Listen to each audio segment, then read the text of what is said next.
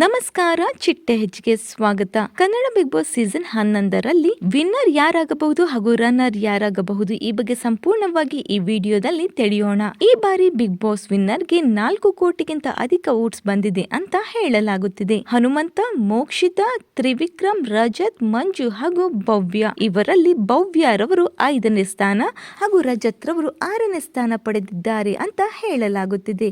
ಇನ್ನು ಮೋಕ್ಷಿತಾ ಹಾಗೂ ಮಂಜು ಇವರಿಬ್ಬರಲ್ಲಿ ಮಂಜುರವರು ಟಾಸ್ಕ್ ನಲ್ಲಿ ತುಂಬಾನೇ ಚೆನ್ನಾಗಿ ಆಡಿದ್ದಾರೆ. ಆದರೆ ಮೋಕ್ಷಿತಾರವರು ಸ್ಟಾರ್ಟಿಂಗ್ ಅಲ್ಲಿ ಅಷ್ಟೊಂದು ಚೆನ್ನಾಗಿ ಆಡಿಲ್ಲ.